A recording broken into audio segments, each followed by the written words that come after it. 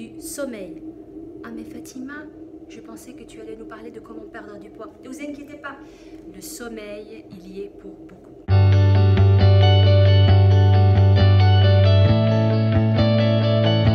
J'aimerais m'excuser parce que la fois dernière, au dernier bout de la vidéo, je vous avais dit que je vous parlerais du bilan. Mais en fait non, c'est pas encore l'heure du bilan parce qu'il y avait 5 choses à faire avant de rentrer vivement dans le sujet et d'entamer une modification profonde de ce qu'il y aura dans mon assiette, de ce que j'ai fait par la suite.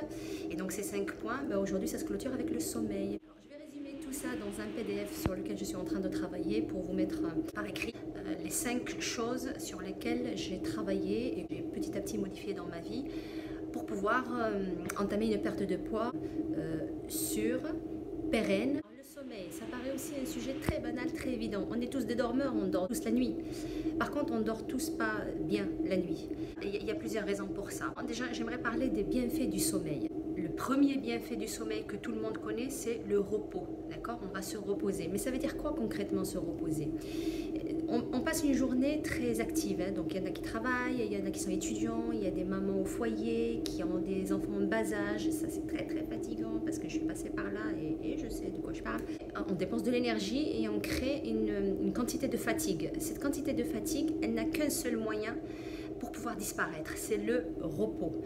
Un repos qui vient avec le sommeil, et le sommeil, pas n'importe quel sommeil, un sommeil réparateur. Alors on est tous des êtres humains, donc on est composé de chair, d'os, de sang, de veines, tout ce que vous voulez, mais il ne faut pas oublier qu'on est composé aussi de paquets d'hormones. Et ces hormones-là, c'est celles qui vous font sentir la fatigue, le manque d'appétit, le stress, les états où je ne sais pas ce que je veux, la bonne humeur, la mauvaise humeur. Tout ça, c'est les hormones qui sont responsables. Il n'y a que 2 moyens pour agir sur ces hormones. 1, ce qu'on met dans sa bouche, et 2, la qualité du sommeil qu'on a pour pouvoir réparer le corps dans son entier et mettre en équilibre ces tas d'hormones qui sont en fait pendant la journée, comment dire, transmettre ça comme ça. Voilà, il y en a qui montent, il y en a qui descendent et tout ça. Les femmes, elles sont beaucoup plus sujettes aux variations des hormones que les hommes, mais on a une hormone qui est en commun et qui est responsable direct de l'état de fatigue et de stress corporel, c'est le cortisol. Et cette hormone-là, il est très difficile de la dompter. Alors moi j'ai trouvé un moyen qui fonctionne sur moi, sur mon corps. Je vous ai parlé de la marche, je vous ai parlé du jeûne, et aujourd'hui je vous parle du sommeil réparateur. Et cette hormone-là, elle est responsable non seulement de l'état de fatigue ou pas corporel, mais elle est responsable aussi de la prise de poids ou de la perte de poids. Comme je vous avais dit auparavant, la perte de poids, c'est pas directement dans l'assiette, d'accord?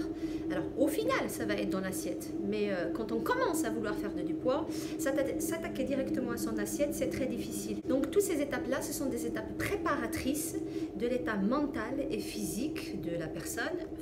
Moi, de ma personne, ça m'a beaucoup aidé. C'est-à-dire aujourd'hui, je fais ce que je fais, je mange ce que je mange, mais je suis en paix avec moi-même. Je n'ai pas l'impression de me priver ou de me forcer ou quoi que ce soit. Non, je le fais par conviction. Donc, le cortisol très dangereux, il en faut un petit peu pour pouvoir faire de sa journée ce que j'appelle moi une journée productive, aller à son travail avec de la bonne humeur, avec de la pêche, accompagner les enfants à leur école, déjà les préparer le matin, le petit déjeuner, etc., les aider à se préparer, les accompagner à la porte de l'école avec de la bonne humeur et avec la patate, aller à son sport, je sais pas, passer une journée productive. Donc il faut pouvoir dompter cette hormone du cortisol en ayant un sommeil réparateur. C'est quoi un sommeil réparateur? Alors les scientifiques, ils ont dit qu'il faut environ 8 heures, entre 7 et 8 heures de sommeil par nuit pour que le corps puisse effectivement faire le travail de réparation qu'il doit faire. Pourquoi pas? Mais ça, moi je prends aucune science comme vérité sainte. Ce que j'ai fait, c'est que j'ai joué sur plusieurs plans. Première chose, j'ai établi des horaires pour mon sommeil. Donc j'ai commencé, alors, ça a été difficile aussi, hein, il ne faut pas dire que oh, c'est venu du jour au lendemain, ouais génial, je sais tout faire comme ça sur un... Non. Donc c'est du travail quotidien, c'est tous les jours il faut faire les efforts. Donc aller au lit tôt. Oh là là, je vais faire beaucoup de copains là. Oui, on dit à nos enfants à 8, enfin moi mes enfants à 20h30 c'est fini, les lumières elles sont éteintes, elles sont au lit. Mais en fait, on devrait l'appliquer à nous-mêmes aussi. Pourquoi? Parce que les meilleures heures réparatrices de sommeil, c'est les heures entre 22h et minuit. En tout cas, autour de 22h, mais surtout avant minuit. Je peux l'approuver, le confirmer parce que je l'ai testé sur moi-même. C'est là où le corps, de manière naturelle, subhanallah, il ralentit le métabolisme, donc il est moins actif. C'est là où le niveau de mélatonine il est le plus élevé, donc il y a un processus naturel qui se met en place pour vous faire comprendre que il est temps d'aller au lit. C'est contre nature que de vouloir forcer sur soi-même et de dire non, j'ai encore un film à terminer ou pas tout de suite que je vais aller au lit parce que j'ai encore d'autres choses à faire, etc. Oui, cette question elle ne se pose plus, j'ai d'autres choses à faire parce que quand on a une journée productive dans les heures de journée, on n'a plus rien à faire dans sa journée le soir que d'aller se reposer pour recommencer en forme le lendemain matin. Concernant les horaires, moi j'ai commencé en ayant besoin de un petit peu plus, même que 8 heures de sommeil. Aujourd'hui, j'ai besoin beaucoup moins de sommeil, entre 6-7 heures de sommeil, j'ai la patate, je me lève, je commence ma journée, je suis en forme. Mais c'est pour vous expliquer qu'aussi ça a été un processus long à mettre en place, prise de conscience, voilà, essai-erreur et on recommence le lendemain, etc. jusqu'à ce qu'on trouve, et ça c'est chacun libre de procéder comme il veut, mais voilà, l'idée c'est ça, d'aller au lit tôt, de préférence entre 22h, 22h30, mais surtout avant minuit. Il y a aussi un autre horaire, c'est l'horaire du réveil tôt. Ce qui a marché pour moi et dans ma manière générale de gérer ma vie, c'était de me lever plus tôt que mes enfants. Donc mes enfants ils se lèvent à une heure précise pour aller à l'école, pour pouvoir se séparer, etc.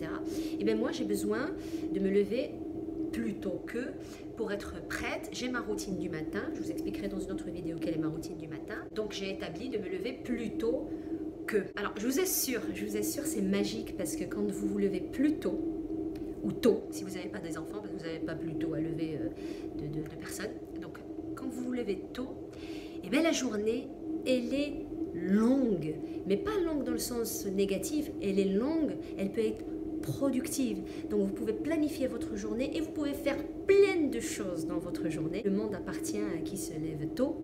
Alors quand on a des enfants, quand on a un mari, des enfants, ça peut être problématique un petit peu parce que voilà, vous voulez entamer un nouveau mode de vie ou une nouvelle hygiène de vie et que tout le monde forcément ne suit pas. Faites-vous votre chemin entre guillemets toute seule et vous allez voir que le reste il va suivre sans vouloir imposer quoi que ce soit à personne.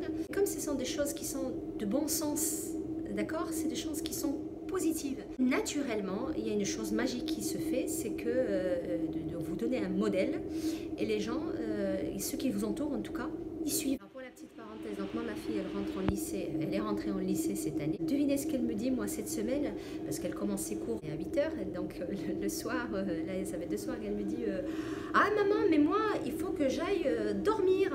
Ah ouais c'est vrai? Oh là là, j'aurais pas fait tout ça pour rien. Alors cette question de lever tôt, elle va répondre aussi à ceux qui disent ah ben moi j'ai pas le temps de faire du sport. Mais levez-vous tôt. Vous aurez du temps pour faire du sport. Peut-être dans mon pays d'origine, le Maroc, les salles de sport, elles sont peut-être pas ouvertes, mais la nature, elle est ouverte tout le temps, elle est là 24/24. Donc quand vous vous levez tôt, bien votre marche, si vous n'avez pas le temps de la faire l'après-midi ou le soir ou le midi, vous pouvez la faire le matin. Ça n'a pas été facile dès le premier jour, parce que j'avais des enfants en bas âge. Les enfants me réveillaient 1 fois, 2 fois la nuit, donc c'était compliqué pour pouvoir placer mes horaires de sommeil réparateurs et pouvoir les tenir. Alors ce que je faisais des siestes l'après-midi, des micro-siestes. Alors c'était pas des siestes de 3 heures, c'était des micro-siestes. Alors parfois une demi-heure ça suffisait, parfois il me fallait plus, il fallait 1 heure. Mais c'est très important de faire la micro-sieste. Alors une fois que j'avais plus mes enfants qui se levaient la nuit parce qu'ils ont pris leur rythme et qu'ils ont grandi, maintenant tous mes enfants ils sont à l'école, donc ils ont des bonnes nuits de sommeil et que personne ne se lève la nuit, sauf cas de maladie ou quoi que ce soit, mais ça c'est des exceptions. J'avais encore besoin de petites siestes et c'est devenu de plus en plus petit, c'est-à-dire qu'un quart d'heure parfois de repos, ne serait-ce que se mettre sur le canapé, de poser sa tête et d'attendre que ce petit sommeil arrive pendant un quart d'heure, 10 minutes, un quart d'heure. Et ça fait toute la différence. Aujourd'hui, j'ai plus besoin de sieste parce que mon corps il est rentré dans ce rythme-là. J'ai mes horaires de sommeil la nuit qui sont très bien, que je respecte et ça marche. Donc mon corps ne me réclame plus de sieste dans la journée. C'est pour ça que je vous dis que les processus ils sont longs. Et tout ça, c'est des étapes de préparation physique, mentale, pour pouvoir faire les changements, les transformations. Alors c'est pour ça que j'ai utilisé le mot transformation. C'est plus que des changements. C'est vraiment une transformation profonde de la personne, que ce soit physique, ça se voit physiquement, mais que ce soit aussi mental. J'admire beaucoup la culture asiatique et en particulier la culture japonaise. J'admire leur manière de faire, j'admire leur discipline, leur mentalité.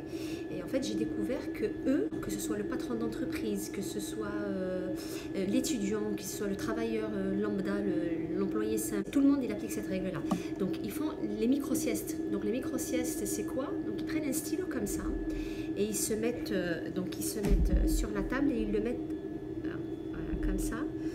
Et ils se laissent, ils se relaxent pour pouvoir s'endormir.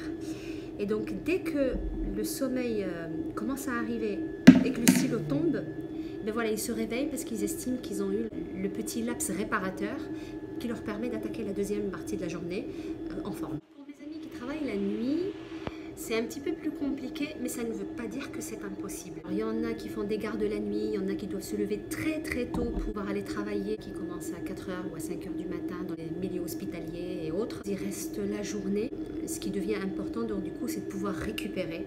Et je vous assure que vous allez réussir. Si vous trouvez un petit moment pour pouvoir avoir un sommeil réparateur, alors il faut que ce soit dans le noir complet, hein, donc pas de lumière, rien.